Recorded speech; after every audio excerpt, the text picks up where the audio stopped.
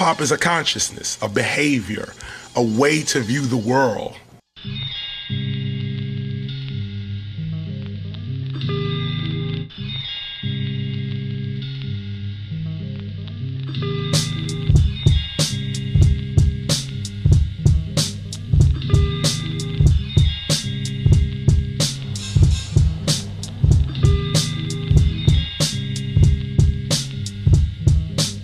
I mean, everybody knows music is what makes the world go round. I mean, you come into this world on the beat of the drum, on a heartbeat.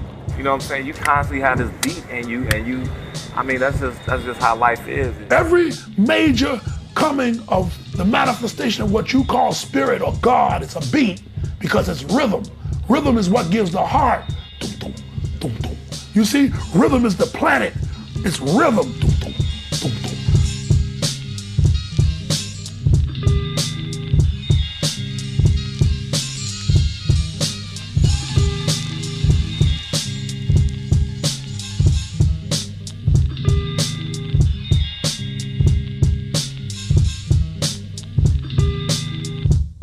I think it might be the most powerful vehicle in the world ever made. Because it has a magical way of touching people. I mean, it's the most listened to music in the world right now. It's the number one. And it's music. It's the universal language, and hip hop has trumped music as the universal language. There's no place you can go on earth and not find someone to have a conversation about hip hop at all. Something about music that moves you. So now you have hip hop and these, you know, these different people and these different griots telling a story. I mean, it's like Martin and Malcolm gave birth to a whole generation of storytellers and leaders and philosophers and teachers. And I mean, it's nothing more beautiful than that. And then they have a way of, you know, putting it into a music form where you can, you know, bob your head to it at the same time, you know what I'm saying? We've mixed up the terms hip-hop.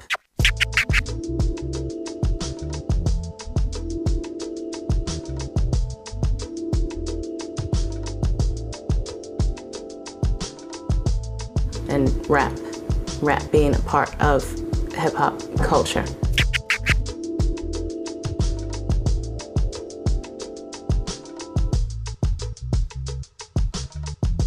I once heard, I believe it was KRS One say, rap is something that you do, hip-hop is something that you live. I think that hip-hop now is a much more generic term. Hip-hop is just the umbrella for all of these different genres of rap music. You know what I'm saying? There's a lot of different genres, you know, from East Coast style to West Coast style to down south to Midwest. You know what I'm saying? There's a lot of different styles.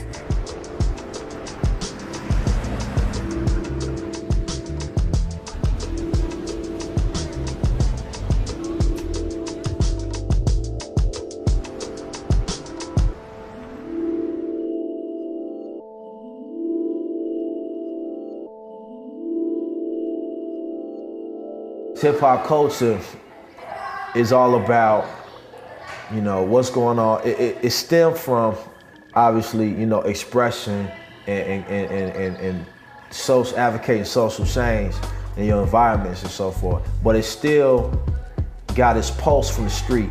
For those of us who know our hip-hop history, the preacher, the holiness preacher, that whole sing-song way that they preached a sermon was really the precursor of hip-hop. That's why, you know, people forget that there's a long line there, that this just didn't come up full-blown. Africa Bambaataa in 1974 began Zulu Nation after his trip back from Africa and was ordained a Zulu chief. He laid down the 4 principles and the 4 elements. The 4 principles are peace, love, unity, and having fun. He later did a record on this with James Brown, actually. With the Universal Zulu Nation, we stand for knowledge, wisdom, understanding, freedom, justice, and equality, peace, unity, love, and having fun, overcoming the negative to the positive, science, mathematics, facts, and the oneness of the supreme force. From those principles, Africa Bambaataa laid down the core elements: breaking, MCing, graffiti, or DJing. These are the core elements. Well, it began in New York in the 70s, in 73, 74, in the Bronx with Africa Bambaataa and Kool Herc. Herc was considered the father of the DJs because Herc brought the sound from Jamaica. And he learned how to put the breaks on where the breaks were continuous.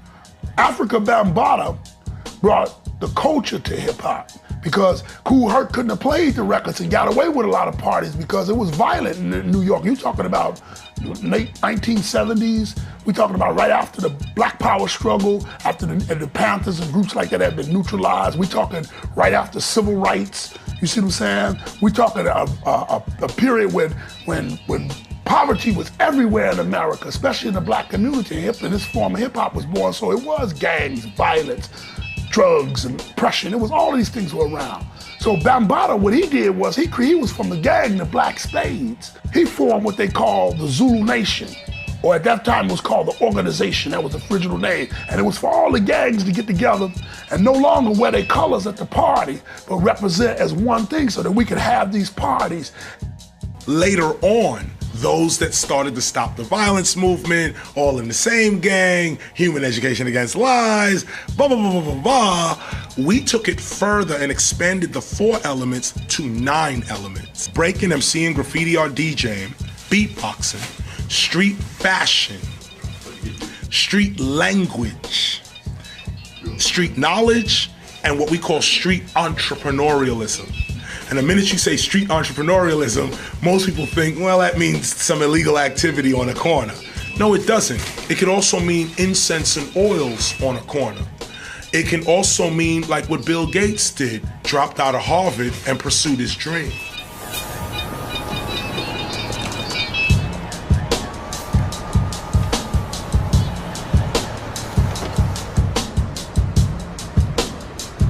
You know, me coming up, it was during the golden years, quote unquote. So yeah, I was able to obviously listen to the Public Enemy, you know, Tribe Called Quest, the whole Native Tongues, you know, Poor Righteous Teachers, Brand Nubian X-Clan. Whereas on the flip side, you also had NWA and the Ghetto Boys and Too Short, which, you know, were coming with a different spectrum. A lot of people have mentioned, you know, Cool G Rap was Biggie before Biggie.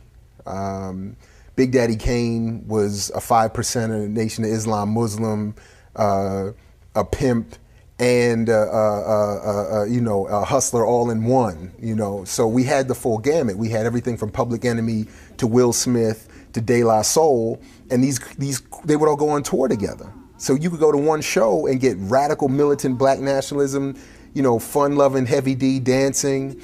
You know, of course, sprinklings of misogyny within all of that. I mean, you know, to be real. You had Queen Latifah, you had Lauryn Hill, all these greats. And hip hop is many different persuasions. You could go from fun type of hip hop to gangster hip hop to party hip hop. There's a certain beauty in that. I mean, this is what all communities have naturally. So why wouldn't that be expressed in their music? When people like Busy Bee started and Kool Herc and Africa Bambaataa and Grandmaster Flash, imagine every day they were told, in 3 more years, hip-hop is over.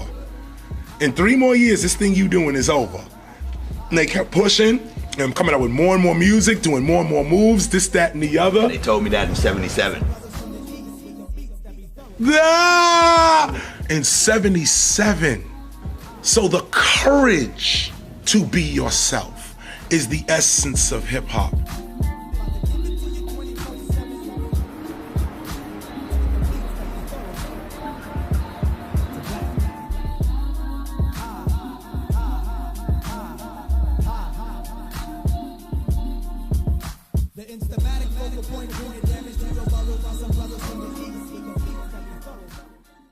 Being hip-hop is the freedom to be whoever you are and making sure that you're original and making sure that you're not trying to be somebody else or copy somebody else's style. I think hip-hop is funky and eccentric and creative and colorful. It's not something you can quit. I can quit rhyming tomorrow, but that doesn't mean that my life isn't going to still revolve around hip-hop culture, because I can't. That's how I grew up. That's what I understand. That's what I live. Hip-hop is in my opinion, is the current expression of the younger generation and trying to say, this is my life. The sense of community that it involves and the sense of family and people kind of having each other's backs. I mean, people say, like, to bring people together. And I mean, for me, that's what, you know, for the most part, it does mean to me, is bringing people together. I mean, that's what I feel like my whole life has been since I've been involved in the scene in Chicago, is bringing people together. Getting better with time. Get carried away. It's like your first kiss, it's like my first mic, it's like your first kid, it's like my first nights, it's that feel good. Are you ready for flight? This for Inglewood, man, I'm shining a light. So relax yourself and come and give me love, and tell them that Pugs is who you're thinking of. And it's okay, somebody wants a dub, cause this right here, them good times that we love. Not trying to sound corny about it, but it became family. Today, we look at hip hop as a complete livable lifestyle, a sustainable culture like any other culture. Hip hop is its own people. Hip hop itself is community. Like right now here in the inner city, the ghetto, that's hip hop. Hip hop is a culture that represents the inner city. So whatever state the inner city is in is what's gonna be represented through the culture. Now, if hip hop is looking real you know, depleted and off balance, that is a representation or a mirror of what's happening in the inner city.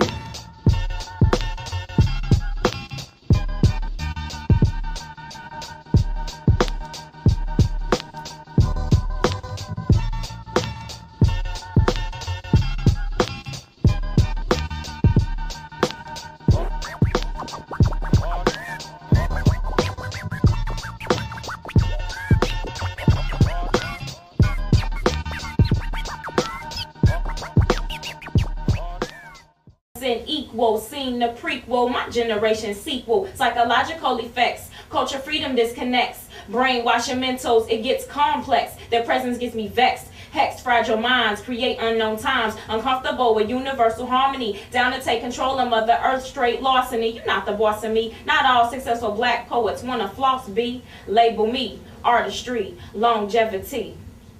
Hey man, at 1975, we were at our power as a black people. We could have actually jumped forward in our time. And the consciousness came in. You start seeing the Honorable Elijah Muhammad in videos, Malcolm X, Farrakhan in videos. You start hearing about unity, organizing. You start hearing about self-love. You start seeing the African medallions being put on. When hip hop came along, that was our birth for the jump forward. That was our jump. When we started jumping. The main purpose of the coaches when we started was to bring something to our people, the black people. And when I say black people, I'm talking about my Puerto Ricans, Dominicans, other so-called Latinos.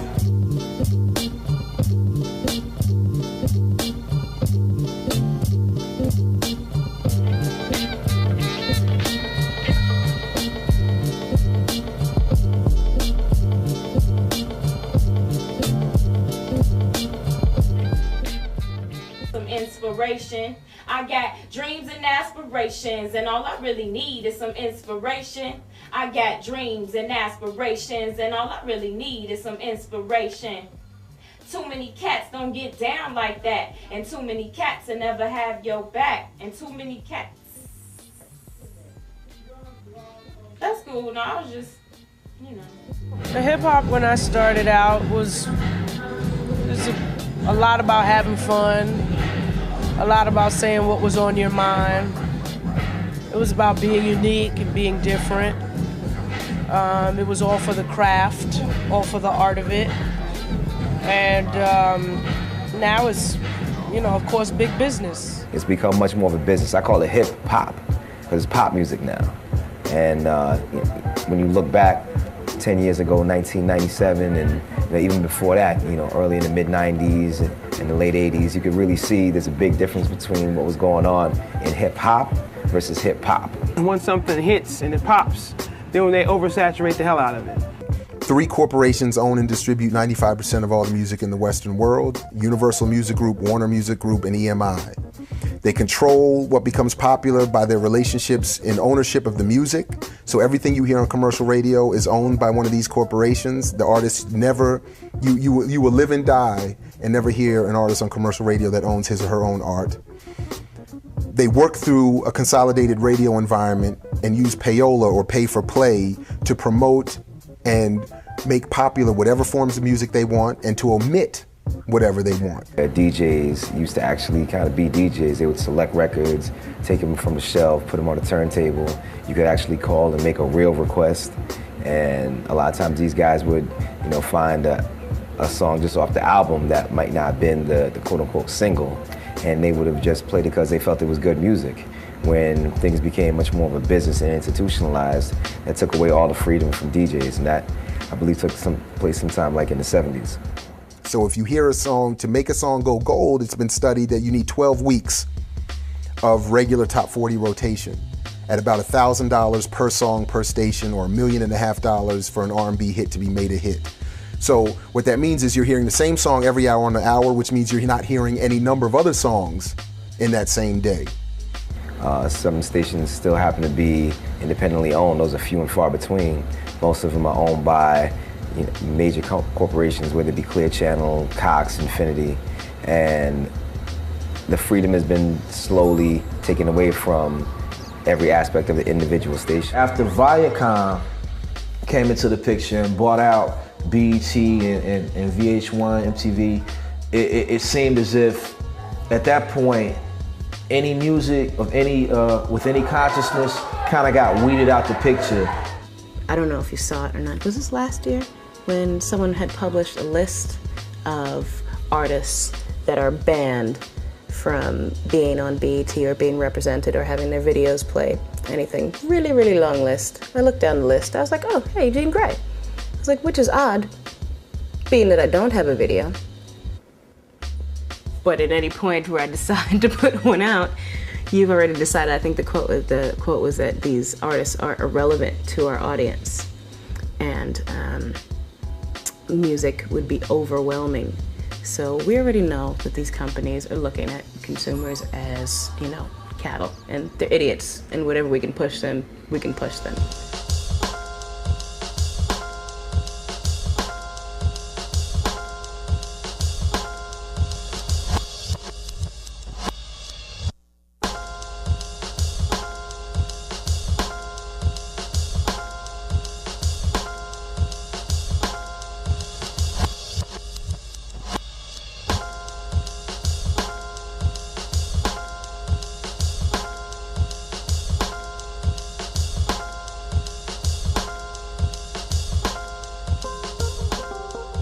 You know, I think part of the problem is that the world has stepped in this box and they forgot to step back out. When it comes to music, who decided that music had to be a certain way? They are able to make us like what we want to like. So Theodore Adorno, the media scholar, said that what we think we like is really what we recognize. And DMX said the same thing more recently, that if you feed people dog shit long enough, they'll learn to put barbecue sauce on it.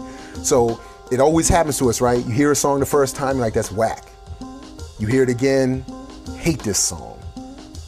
Hear it again, I hate this song, but it's got a nice hook.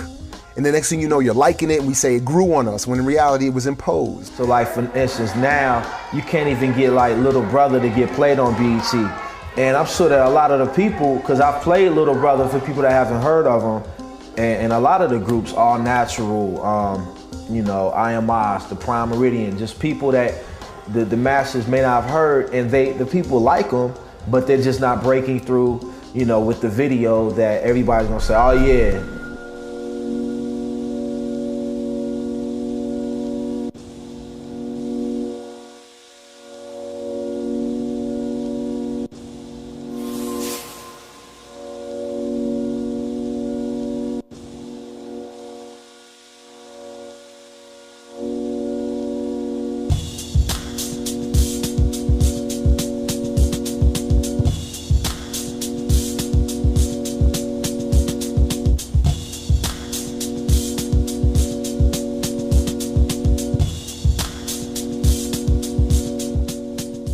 So we don't hear the artists who would use their fame and wealth as so many great ones have done and paid an ultimate price for, to make change. So Paul Robeson's destroyed, Hazel Scott destroyed, Kenna Lee destroyed, Tupac even posthumously destroyed, Bob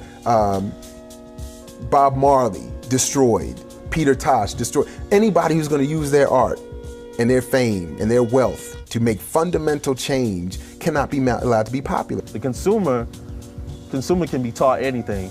Consumers are made to taught to love Britney Spears and Katie Holmes and like Simon Cowell, like, you know, all these people who you probably wouldn't give a damn about, you do now. So when all these corporations throw their money into hip hop, they don't run to the artists like Mos Def, like Common, like Rhyme Fest, artists that are spitting political or positive messages or spiritual messages. They go to what they know sells. The culture is following the proper tradition, but you got people that's part of the rap movement that many of the Luciferian corporations are controlling, that's trying to push what they want to be their persuasion of what is called hip-hop today.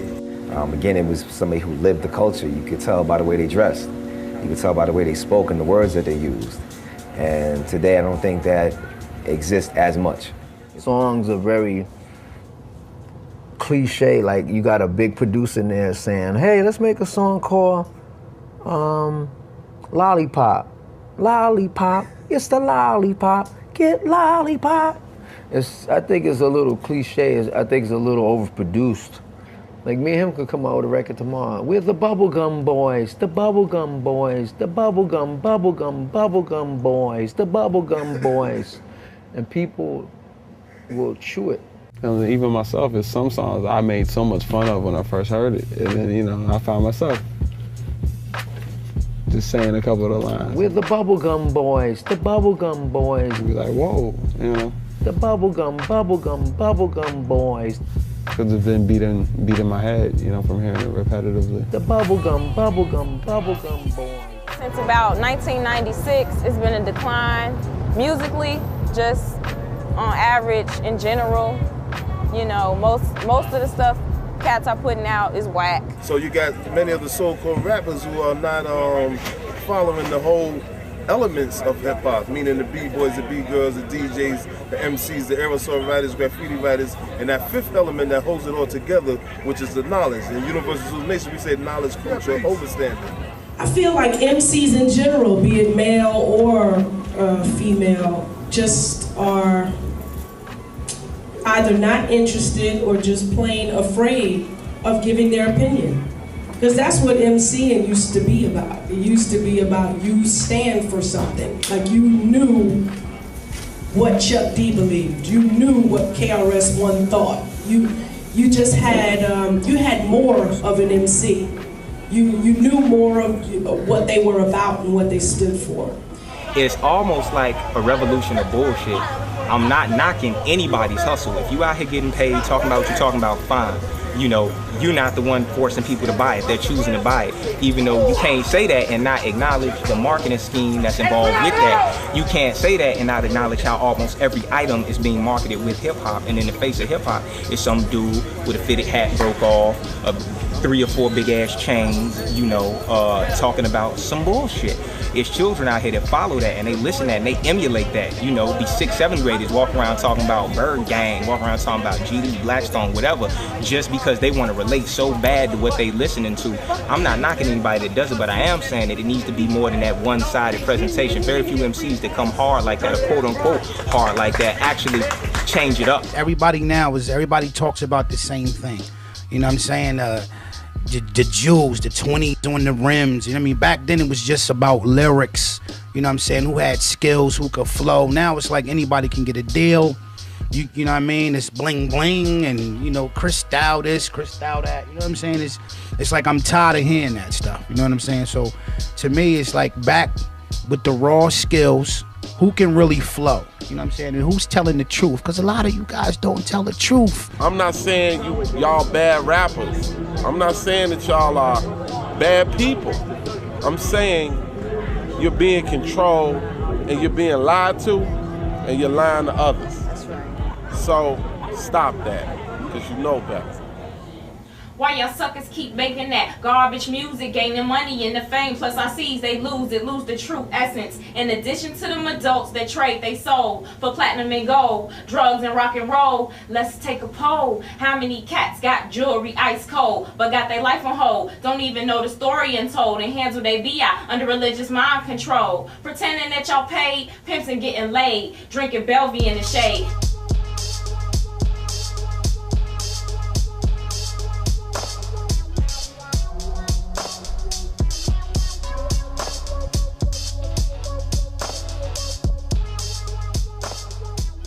Our problem is we're stressed out and we're broke. The whole culture of hip hop. I've been preaching this since '89, really, with the self-destruction record, Stop the Violence movement.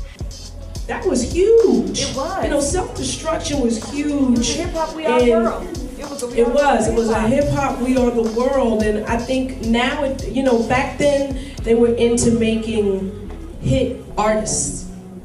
They wanted to make you a fan of an artist, and I'm talking about the record labels now. Now, they want a hit song. They want a hit song because they don't want all the power for the people. They don't want an artist who can come in there, wreck shop, and then make a choice like, I'm going to teach the people. That would be devastating to them. What you see on television is a lie. No disrespect to people like Master P, who I think really did the South some justice. Juvenile, who his first record, You a Paper Chaser, You Got Your Block on. I love it. Those records are it for me. Those are classics, and those artists are great. But when you discuss leadership, and not singling Master P out, but he's from New Orleans that no longer exists. I've been trying to express the truth about hip hop. We are impoverished people. We are in poverty. You may see us on TV with blinged out watches and this and that, but that's an act. That's a joke. When Katrina hit, you saw the real hip hop culture in trouble. All them people bought up all our records, lived the culture out. You could turn on television, you could turn on BET and see what New Orleans was like before Katrina. You hear Katrina say, they're shooting at the cops. They've been shooting at the cops for 30 years in New Orleans. Katrina ain't starting nothing new, but now it's exposed. The image is gold teeth. The image is buy this, buy that, wear the biggest watch. You see? Nigga, drink that Cristal's. You see? Matter of fact, everybody's a nigga now. White people, everybody just niggas. You know, this is the nigga. Super niggas, you know? Now everybody blinged out. The imagery is thug life. Everybody's a thug. True. Put the true on there. What does the TRU mean on you? What is true with the machine gun underneath there or the Uzi? What is that? That's thug life. Thug life is telling you, Tupac says thug is an intelligence. No, that's not what thug life is. The word thug is King's English. It was created with word sound, and word sound is power. When they call you a thug, it means an assassin. You're assassinating your own character. So now you're a thug.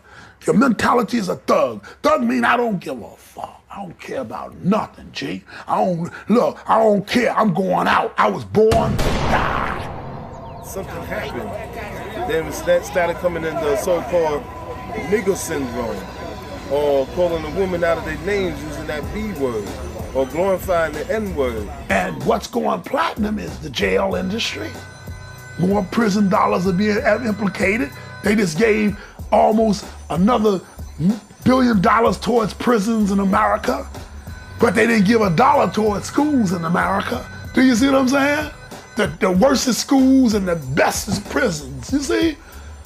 How do you fuel the prison industry? You fuel it with niggas. It's an economy. It's a commodity and an economy. The slaves were brought here as a commodity.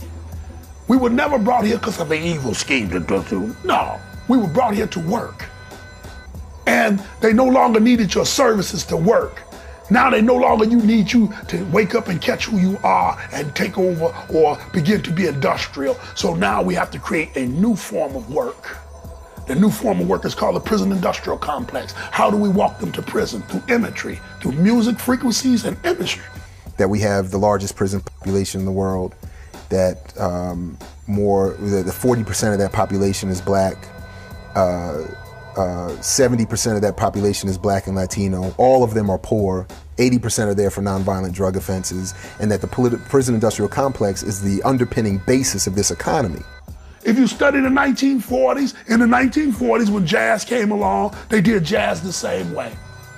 Same thing. They put heroin on the streets of America. It took out the Charlie Parkers, the Max Roaches. It took out the John Coltrane's, the Billie Holidays. It took out everybody, the unseen heroes and sheroes that you never even heard about that sung jazz. It took them out. So to justify all of that, you need a popular image of black people that makes people feel okay with somebody going to prison for really nonsense. Or to really reinscribe, this is why a lot of people talk about this as being part of the DNA of this society, that the historical relationship between black people in this country has always been one of pure entertainment, of cultural appropriation and theft. I have a tattoo that says Thug Life. You can see it because and I got that because of Tupac, of course. And I remember Tupac before he was born because we were aware of Effendi. We were aware his mother was a Panther, and we were aware of the pressures that she was under, and we were aware of the fact that she got beaten, and if the jailers had had their way, he would have never been born. So I always appreciated him as he came, as he was born, and then you got to watch him, and he's a charismatic, good-looking kid, sweetheart, really, a nice young man, extremely talented. And as Tupac himself said, you know, everybody in Hollywood owes him because he was the anti-Sidney Poitier. We finally, and I love Sidney, but we finally had somebody who was not a good person. We finally had a black guy who was a hellraiser. He was an outlaw. It's no coincidence that he left Pelican Bay Prison and died on Death Row Records. Wow, that's deep. In less than a year's time. Somebody killed him. Somebody killed Jam Master Jay. And 50 blew up. Y'all not watching what's going on? Big happened to be caught in the game. Nobody ever investigate the rappers' deaths. What happened to them? And as long as black people keep creating things, people are going to keep trying to tear it down. The question, what is hip hop? Is the same question, what are spirituals? Nobody says what's classical music. Nobody really says what's pop, right? Nobody questions Osmond Brothers, who were just really white toast trying to be Jackson 5. But all of a sudden they have a right to sing Jackson 5, like, oh, are they really black singers? Did you see him lately? Forgetting that Michael now is crazy, but he wasn't always, or if he was, we didn't always know it. Man, I was watching the news the other day, and they really had some ignorant niggas on there. Yeah, it's a lot of ignorance being promoted in it, man. I was trying to mince my words and say it sound cool, but it's pretty ignorant, man. And so I don't think morally it's helping at all. It's pretty degrading. We look like idiots. I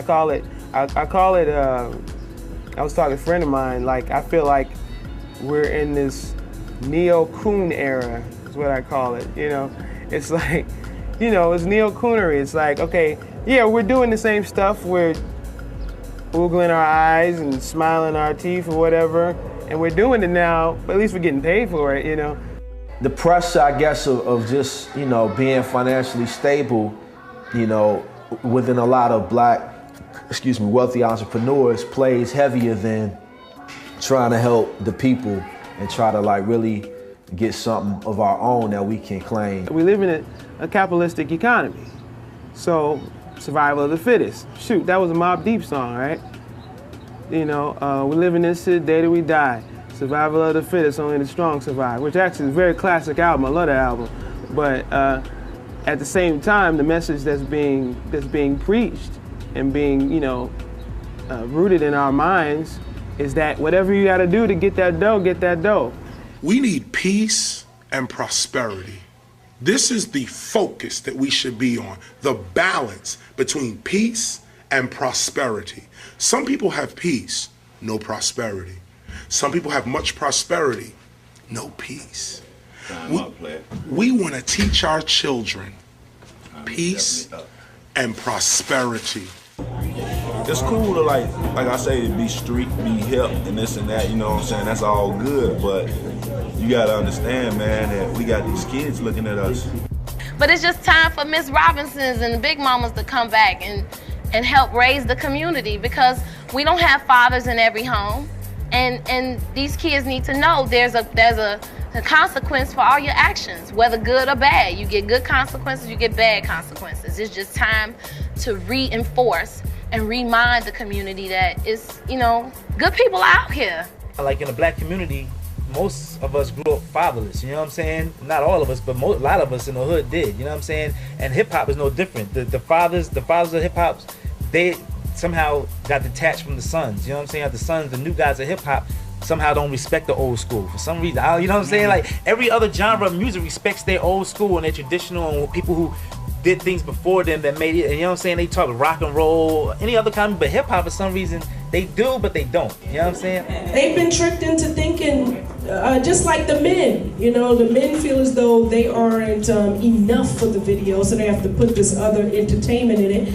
And the same thing with women. They feel as though what they have to say and give is not enough. So let me give of something else. And it's really sad, and I want the next generation coming up to completely understand that that's a cop-out to me. You can be more and give more without that. And there's a certain things being sexy, you know, but then there's also just being raunchy. And I think it's important that we, as people, know the difference, and as women know the difference. Pushing good. What was they talking about? What was they pushing? Cocaine? Reefer? Backgammon chips? What were they pushing? Policies? Votes? No, they was pushing that thing, girl. They was wiggling that thing. Y'all like to do that shit. Also, too, you got to think about when you create music, the responsibility of the message. I got a responsibility. I don't know about what other people have, like me. I got a responsibility for me being like on TV, for me being in magazines and this and that. You know, them kids are looking up to me. So whenever I get in front of the camera, I'm not gonna be on the camera like, oh, motherfucker, oh yeah. Now I'm gonna speak intelligent and try to, you know what I'm saying, let them know being intelligent is cool, that's gangster, you know what I'm saying? Go against the grain, finish school, get your high school diploma, you know what I'm saying? At least get a GED, you know what I'm saying? They talking about sex. I was like, what do you know? They were like, what is sex? And I said, well, let me tell y'all about some real sex. Let's talk about the first thing in sex. Hygiene. And we went there. And I told her, I said, see the little jeans you got on, that's funky. That was not made for you. I would explain about the external and the internal or the organs. So we don't talk to our children about that. Imagine if hip hop started doing that. Wow. I think hip hop now is over 40 years old, whether people realize it or want to accept it or not. So hip hop remains young and juvenile. All you can talk about is sex and love. Anything that doesn't touch the surface of a mature 40-year-old conversation other than relationships. You know, I come from the day where you were talented enough that you didn't need 15 women in the video shaking their butt for people to watch. And that's what happens. These rappers are insecure. They're not enough, so let me put something else in this video. So I think as the new hip-hop generation, you're actually being cheated. Hip-hop in general is no different than it's ever been. The only real difference is that media technology, consolidation of media ownership, and the powers that be catching up politically to what hip-hop was doing have made hip-hop only known by its most popular form, and that popular form has been intentionally selected to be the club stuff, the booty stuff, the pimp stuff, the bling stuff, the self-directed violent stuff, community self-directed violent stuff. And hip-hop is not being allowed to mature and address social issues like we used to be able to. Because now we have a lot of unusual stipulations when this was supposed to be freedom of speech. But hip hop in reality is the same that it's ever been. There's so much stuff out there, political, radical, revolutionary even just fun-loving and not harmful. But that music mostly is intentionally omitted or ignored. We see what happened to Kanye West. All he really said is that Bush don't like black people. That's nothing compared to what we really want to say. We want to say there's a lot of things going on. We want to talk about the sports war. We want to talk about the fact that Bush is not really the man in charge and somebody else is using him as a mask. The political point of hip hop is to be able to think freely. Meaning, do I really have to dress like you to get a job? Do I really have to talk like you to to eat and feed my family? Do I have to go to your schools? Really? Or can we open our own schools? Of course, with the 90s and the burgeoning radicalism and the popularity of black radicalism within white communities, I think made the industry and its true controllers and owners look at this and say, we have to get involved here. We can't have white people and black people coalescing on the basis of radical politics. We can't have international audiences filled to capacity listening to Public Enemy say fight the power with their fists up. White people, fists in the air. That reminded them, of course, of the 60s and 70s, where people like the Panthers had, Fred Hampton had white folks from Appalachian Hills putting on berets and calling themselves young patriots and putting their fists up. There's a force that's at work to bring about the demise of the black community. The hip-hop culture in America is largely black. It started from black culture, from the ghetto, and a lot of people want to destroy that, you know what I mean? We roused up again. We said, say it loud, I'm black and I'm proud. We made music that said stand. This music was so powerful. The music said stand. The music said, thank you for letting me be myself. You see, the music told about black power, black pride, what's going on. Marvin Gaye wrote a Rasta song, what's going on? When he came back from Jamaica, he went up to Jamaica where Bob and them was at. When he came back, he had a red, black, and green tam on. He was singing, what's going on? Marvin Gaye. When the media and the control forces that control this conglomerate or this force that keeps this negativity on us and this planet, when this force saw the birth and resurrection of music and sound waves, they are afraid of the rise of the Black Messiah. That image, I'm sure, frightened them. So they said, well, we know white people have always traditionally gravitated to what black people do, so we just have to make that coalescence exist on the basis of what it is now, blinging and pimping. So white and black people can hang out now, but they're all blinging and pimping and, fronts and all of that. And that kind of unity is okay, because that's not really a threat. We doing too much blinging. You know what I'm saying? I'm not knocking, because blinging has been since Biggie was here. I mean, back when Biggie and everybody been blinging. Everybody was talking about blinging and rims, but we got lost in it. We forgot what we was here for. Now, what do we do about hip hop? Well, where we gonna go with it next? Because it's shit hop now, so what's next? Do we change the frequency? Because right now we on a 4/4 count or a 3/4 count, when we should be on a 6/8. 6/8 will bring us back to our rhythmic harmony. It will bring us back to the sound of the church. It'll bring us back to the sound of the drums. It'll react our spirits and align our chakras. Because our music made our do. When I say hip, hop, the hippie to the hippie, everybody smile and do like this. Because that's the type of music that was. It made you feel like this.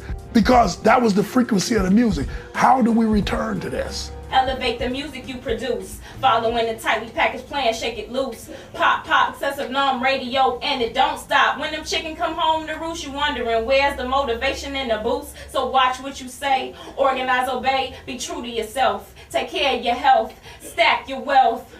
Expression for hire, inspire, catch a fire. My contributions, I always take you higher, higher, higher. But for example, okay, you have a guy that was raised in our area, Kanye West, who's bringing records with, orchestration, just new levels of musicality. And not to say all his stuff is positive either, it ain't. But I think it's representation of where, of hip hop, where the streets are, but still adding in there some sense of consciousness. That's one of the things that makes Kanye West important, because he brought back another way of looking at hip hop. He said, I'm not gonna play this game that, I was rapist and I used to sell drugs and I shot my mother and father, and all that just old slave narrative that everybody seems to want to tell, and I don't believe half of them, because not that many people survive those streets. You look at, I was shot 8 times, well, I was shot 10 times, well, I was shot 15 times. There's a slave narrative. That's I learned to read, and then I realized I shouldn't be enslaved, as if the people that didn't know how to read thought they should be. Come on, It's the courage to be yourself. It's the courage for you to be you. And notice the word courage. Most people ain't being themselves. And to some degree, and I think it's a legitimate, again, intellectual complaint, hip-hop needs to stop the slave narrative and get back to this is who I actually am. And Kanye West has made a step because he said, I'm just a nice kid, but I can rap, and I'm going to do that. Hip-hop is forever changing. So just when people think that it's done, it sort of breaks out of the mold and does something completely different. So I'm looking forward to the changes. Well, hip hop, like all music, once it gets started, it's gonna take on its own life. In order for it to live, it's gonna have to grow and go in different directions. And it's doing just like R&B music did, which eventually R&B had blues and soul. Then you had Motown, which started making it sophisticated and pop and jazz and all that. Hip hop is doing the same thing. If hip hop never existed, man, this world would be, so much worse than what it is right now. I mean, hip hop music made it possible for cats to come from a humble beginning, the street corner, and take it all the way to, an office somewhere. I mean, look at what Jay-Z's done. Look what Jim Jones has done. These are dudes from, some of the most, terrible places in the world, man. And now they're successful business people. They help employ people. They took people off the streets and gave them jobs and opportunities. And, hip hop made that possible. It also made it possible for black people to do, so much, and Latinos to do so much. I mean, you look at the example of Fat Joe, who has been in this game for so long, man. A Latino cat from the streets of New York who, again, is a businessman and who has employed people and given people opportunity. All that came because these individuals picked up a microphone and said, I got something I want to say, and this is how I'm going to say it. Man, it's gonna take us to the top of the world. We wanted to. You know what I'm saying? It's gonna lift everybody up. It's gonna make everybody, think about the bigger picture. You know what I'm saying? That's what it's all about. I mean, we only got so much time on this earth, and as long as God is blessing us with the time, we need to take advantage of it and lift the next man and lift the next woman. And hip hop is definitely doing that. So, I mean, it's going to the top.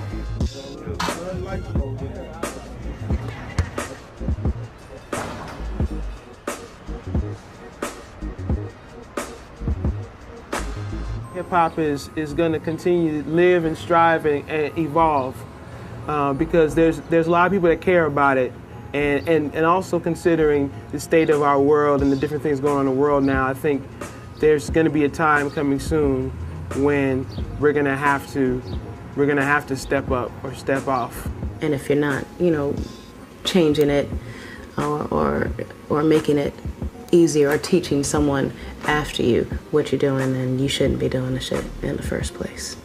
I mean, know where it came from, know where it started, know who made it, who created it, know about the Bronx, know about Kool Herc, know about Cedric Avenue, know about Bronx River, know about Bambaataa, know about Grandmaster Caz. In 87, we look back at 77 and said, wow, that was dope. In 97, they look back at 87 and said, wow, Criminal Minded and Slick Rick, that was hot. Today, they're looking back at 97 and saying, Tupac, Biggie, wow, these guys, the Puffy, Bad Boy, the West Coast, Dr. Dre, wow, that was hot in 97. In 2017, they're gonna look back on this very interview right here, and they're not really listening to what we say. They're looking at the wall paint, the furniture, my clothing, my hat, yours, how we're sitting here like this. That's what our children are looking at. So if you are conscious of that, every word out your mouth, every act that you do is not for you today, it's for your future. That's leadership for hip hop. Most people, when they say hip hop, they don't understand what they're talking about. When they say hip hop, they just think of rap music or rappers. They should think of the whole culture as a movement. The movement of doing something for self, peace, unity, love, and having fun, and then overcoming our negatives to our positives. you know, it's a really beautiful thing. There's a revolution beginning that never went away. It's just waking back up. And I just feel good to be able to witness it, because there was a depression point where I'd stopped, I mean, truthfully, I'd stopped buying hip hop because I felt like I wasn't getting what I wanted. But now I'm buying it again, and that's what tells me that it's coming back. The revolution of hip hop that existed when it first started. It is us that save us. Hip hop saves us. Now we can take this hip hop thing and not with a bunch of people around us, but just a little people in front of us, that little group, we can probably save this. Censorship is political, not lyrical. So when Young Jock got his song removed, Fuck the Police, recently, it wasn't because he said fuck, it's because he said fuck the police. And it wasn't even in a revolutionary way. He was saying, I'm a dope dealer and I'm gonna sell dope, and if a cop tries to stop me, I'm gonna shoot him. So imagine if you're saying, I'm gonna protect my community against police brutality, like Hassan Salam did. You're never gonna hear that on the radio, right? So as long as they're selling you products and Mercedes and AK-47s, you will be there all day and all night. All right. So I just want to make that point very clearly. People looking for good hip hop, it's there. Go find it. Just like any other piece of information, you will have to dig, because it's never going to be offered to you. And like Fred Hampton used to say, to you I say peace if you're willing to fight for it.